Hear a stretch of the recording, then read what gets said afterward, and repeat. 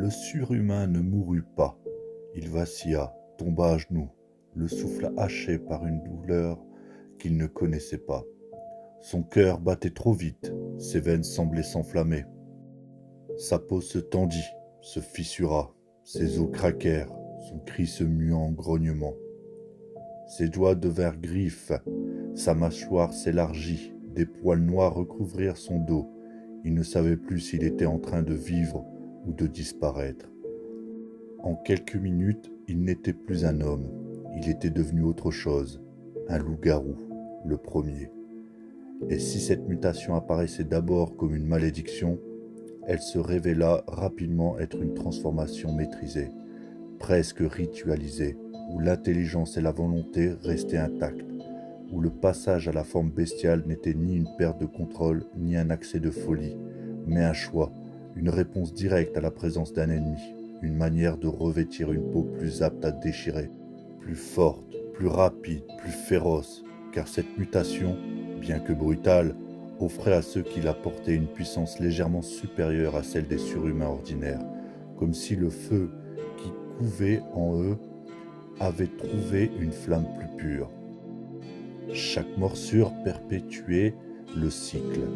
Qu'ils soient humains ou surhumains, tous pouvaient être atteints, et chaque transformation survenait lors des pleines lunes. On savait peu de choses sur leur fonctionnement, sur leurs rites, sur leur organisation, mais rien dans leur comportement ne laissait penser qu'ils étaient désordonnés ou primitifs. Au contraire, leur discrétion, leur précision, leur manière de n'apparaître qu'en cas de nécessité trahissaient une intelligence froide, une stratégie que personne ne comprenait, mais que tous redoutaient. Ce que l'on savait en revanche, c'est qu'ils haïssaient, d'une haine pure, sans justification, sans retenue, brûlante comme une fièvre qu'on ne peut apaiser, et cette haine ne faisait aucune distinction. Ils méprisaient les humains, peut-être pour leur faiblesse, leur dépendance, leur peur constante du monde. Ils rejetaient les surhumains avec encore plus de violence, comme s'ils ne supportaient pas leur arrogance silencieuse, cette manière qu'ils avaient de se croire élus, porteurs d'un destin supérieur. Pour eux, tous étaient fautifs, tous devraient plier ou disparaître. Mais c'était une autre espèce, plus silencieuse, plus calculatrice, que leur colère atteignait un autre niveau. Pas une haine de territoire ou de survie, une rage pure, sans appel, comme si leur instinct refusait l'idée même de coexister avec ce genre d'être, un rejet total, animal, viscéral.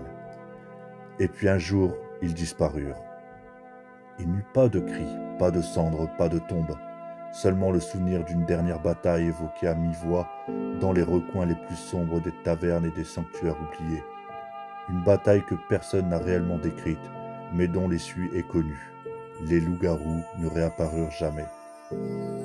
Certains affirment qu'ils furent traqués jusqu'au dernier, exterminés par la main d'un pouvoir plus grand qu'eux, trop organisé, trop implacable pour leur sauvagerie. D'autres soutiennent qu'ils se sont enfoncés dans les territoires inaccessibles, dissimulés dans des forêts si épaisses que la lumière elle-même n'y parvenait plus, retournant à une forme de silence plus profonde encore que leur rage. Mais la vérité, malgré les récits, malgré les légendes, reste hors d'atteinte, parce que ce soir-là, dans les replis les plus sombres d'un affrontement que peu ont compris et que personne n'a raconté, ils n'avaient pas combattu des bêtes, ni des hommes, ni même des surhumains. Ce qu'ils avaient affronté ce soir-là, c'était autre chose. Les vampires de Terramas.